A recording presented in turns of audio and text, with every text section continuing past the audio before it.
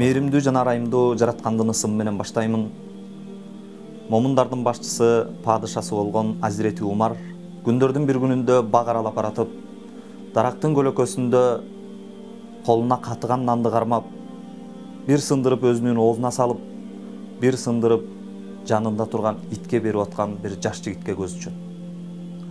Жанына акырын басып барып, салам берип, андан кийин суроо узатат. Эй жаш жигит, эмне кылып атасың? Тамактанып атам дейт. Колуңда тамактана турчу мындан башка азыгың жокпу деген кезде, башкасынын кереги жок, ушу колумдагы нерсеге шүгүр деп жооп берди жанагы жаш жигит. Жаныңда турган ит сеникиби деп сурайт. Жок, бул ит меники эмес деген кезде, анда эмне үчүн аз гана наның болуп туруп, жаныңдагы итке да берип атасың деген кезде, жаш жигиттин жообу ушундай болду. Эй, момундардын башчысы Умар, мен бирөөлөрдүн көзүнчө жалгыз тамактануудан уялам деди. Умар таң калып, баланын зиректигине, ыйманына кызыгып, эй жаш жигит, сен бирөөнүн кулусуңбу же азатсыңбы деген кезде, мен ушул бактарактардын ээсинин кулумун деди. Умар жаш жигиттин даалысынан таптап, дарактардын ээсине барып, баягы жаш жигитти дарактары менен кошо сатып алды. Жигитти азаттыкка чыгарып.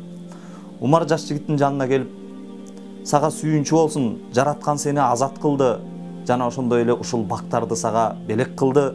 Мындан кийин ушул бактарактардын мөмө жемиштерин каалашыңча пайдалансаң болот деген кезде, жанагы жаш жигиттин жообу мындай болду. Момундардын башчысы Умар,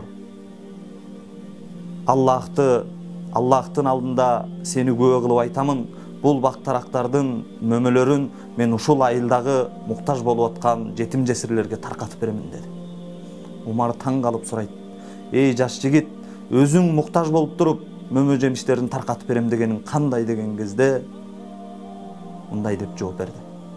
Аллах мага берген ырыскыга кантип сараңдык кылам деди. Урматтуу бир туугандар, келиңиздер, кошуналарыбыз ачка отурган кезде, үйүбүздө кенен кесир тамак жеп отургандан жанагы жаш жигит сыяктуу аз да болсо жаратканын алдында уялалы.